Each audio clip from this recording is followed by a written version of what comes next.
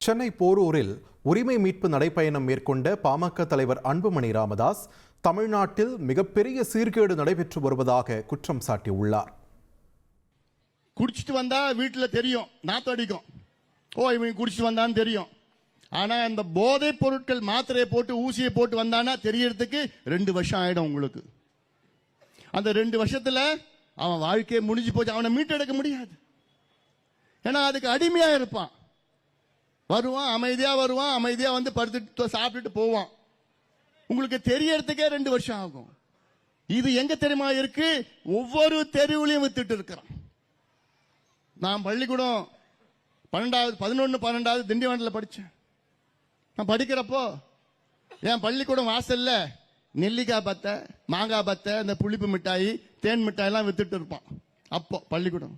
இன்னைக்கு பள்ளிக்கூடம் வாசல்ல கஞ்சா ஸ்டாம்பு, கஞ்சா சாக்லேட்டு, கஞ்சா பிஸ்கெட், இதுதான் வித்துட்டு இருக்கான் இன்னைக்கு பள்ளிக்கூடம் வாசல்ல.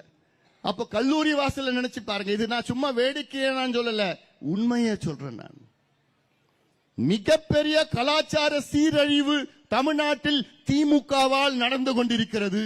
அதை நீங்கள் தாய்மார்கள் புரிந்து கொள்ளுங்கள், பெண்கள் புரிந்து கொள்ள வேண்டும். இல்லனா அடுத்த முறை தப்பி தவறி திமுக ஆட்சிக்கு வந்தாங்கன்னா உங்க பிள்ளைகளை நீங்க மறந்துடுங்க, பேர பிள்ளைகளை மறந்துடுங்க. மறக்க முடியுமா? முடியாது, முடியாது. 4.5 ஆண்டுகளில் சீரழித்த இந்த திமுக அடுத்த முறை இவர்கள் வந்தார்கள் என்றால் முடிந்து விட்டது. தமிழ்நாடு நாசமாக்கி விட்டுவார்கள். நாசப்படுத்திட்டாங்க. உங்ககிட்ட நான் ஒண்ணு நான் கேட்கிறேன்.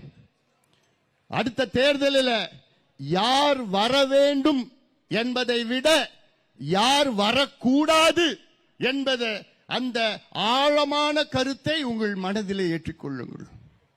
இவங்க வரணும், அதை விட இவங்க வரக்கூடாது என்ற அந்த ஆழமான முடிவு.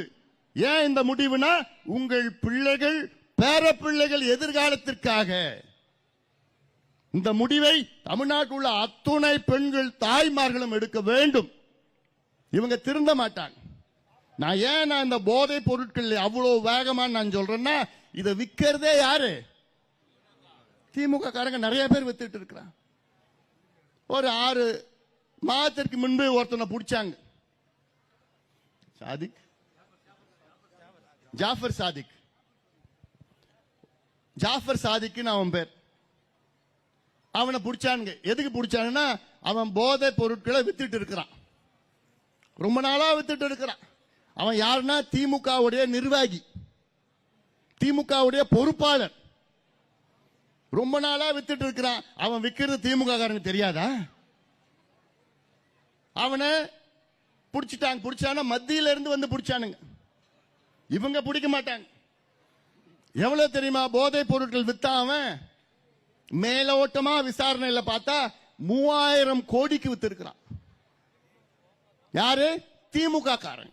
ட்ரெண்ட ஃப்ரெண்ட் ஆக்கிக்கோங்க. தந்தி டிவியின் சப்ஸ்கிரைபர்ஸ் அண்ட் ஃபாலோவர்ஸ் குடும்பத்துல நீங்களும் இணையுங்க.